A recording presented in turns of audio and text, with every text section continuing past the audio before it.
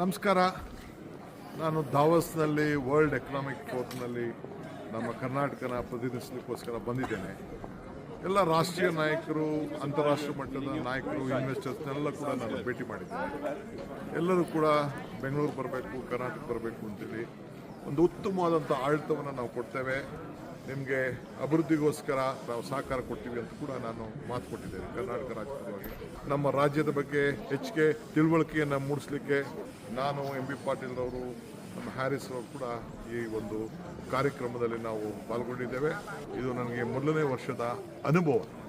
ಈ ಅನುಭವ ತೆಗೆದುಕೊಂಡು ಈ ಕರ್ನಾಟಕ ರಾಜ್ಯನ ಅಭಿವೃದ್ಧಿ ಮಾಡಲಿಕ್ಕೆ ಖಂಡಿತ ಪಣ ತೊಡೋಣ. ಆದರೆ ನಾನು ಕೂಡ ನಿಮ್ಮ ರಾಜ್ಯ, ನಮ್ಮ ರಾಜ್ಯ, ಈ ಕರ್ನಾಟಕವನ್ನು ಅಭಿವೃದ್ಧಿ ಮಾಡಲಿಕ್ಕೆ, ಕರ್ನಾಟಕದಲ್ಲಿ ಇನ್ವೆಸ್ಟ್ಮೆಂಟ್ ಬರಲಿಕ್ಕೆ ಅನೇಕ ಕಾರ್ಯಕ್ರಮಗಳನ್ನು ಅವರಿಗೆ ಕೊಟ್ಟಿದ್ದೇನೆ. ಎಲ್ಲರೂ ಕೂಡ ಸಂತೋಷಪಟ್ಟಿದ್ದಾರೆ. ಸೊ ಎಲ್ಲರೂ ಕೂಡ ಬಂದು ಭಾರತದಲ್ಲಿ, ಕರ್ನಾಟಕದಲ್ಲಿ ಇನ್ವೆಸ್ಟ್ಮೆಂಟ್ ಮಾಡ್ತೀವಿ, ನಿಮ್ಮಲ್ಲಿ ಬಂಡವಾಳ ಹಾಕ್ತೀವಿ, ನಿಮ್ಮದೊಂದು ಒಳ್ಳೆಯ ರಾಜ್ಯ ಅಂತೇಳಿ ಎಲ್ಲರೂ ಕೂಡ ಒಪ್ಕೊಂಡಿದ್ದಾರೆ.